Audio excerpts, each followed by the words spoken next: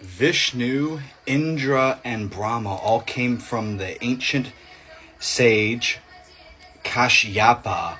But before Kashyapa, there was Marichi. But apparently Marichi was born from Brahma. Marichi was a human, though. That means that the caste system was started as a cult by Marichi, who said he was birthed by God. And then Marichi and his sages came up with all the other Vedic gods, which then were the Hindu gods. It was created by a human. Marichi was a dude who created the cult of Vedic and also Hinduism. He came up with all the gods. He said he was created by a god called Brahma. And then the Buddhist said there was a god called Marici, based after Marichi, a human. It was started by a human. 6,000 years ago, there was the Vedas religion. 4,000 years ago, the Hindu religion. 2,000 years ago, the Buddhist religion. And it all started with Marichi. And he came up with all these god ideas. He said he was born from a god, though, but he was a human. The difference between Abraham, the founder of Judaism, and Marichi, the founder of Vedas religion and Hinduism, is he didn't abuse his power, saying he was, first of all, Abraham didn't say he was the sole son of God, but he believed in the one true God, and this was based on from the Babylonian, the Egyptians, the Sumerians. The Vedas and Marichi took the idea. Marichi said that he was the literal son of God, and then him and his priests came up with the caste system, that they were the most holy and all of that. But the truth about Abraham and Judaism was he was among the early Israelites, the first 12 tribes, and they all believed in the one true God. They'd seen what happened with Babylon, they'd seen what happened with Egypt, and they knew there were weak gods that weren't worthy of worship, and there was only one true powerful God, Yahweh, also known as El. You know how we do. Ahura Mazda, he was the god of the Zoroastrians, but they were wiped out by the Muslims, and he hasn't really been doing much since. And Ashur, he was a big-time god of the Assyrians, but he was wiped out by the Babylonians, and ever since.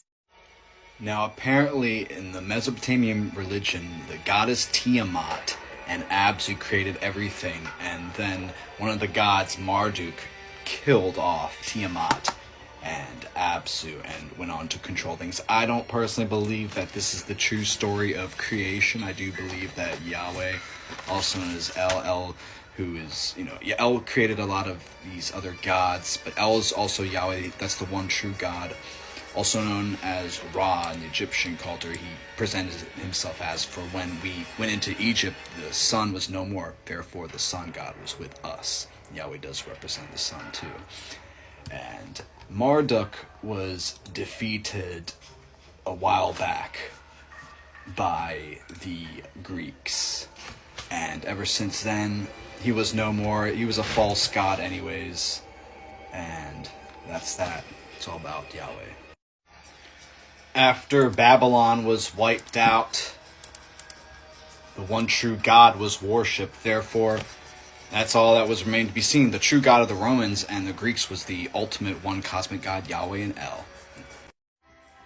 The original gods of Sumeria was Namu, who then created Anu, who then created Enlil and Enki. Sumeria, though, was conquered by Sargon the Great, and Sargon the Great then went on to have his face proclaimed to be the god that would be Ahura Mazda and Ashur. The Sumerian gods apparently created this world via water, groundwater, a mix just like the Egyptians, the Babylonians, but they worshipped multiple gods, and these days neither of their religions exist and are thriving or contributing to much. You gotta worship the one true God, Yahweh, also known as El, Allah, one love.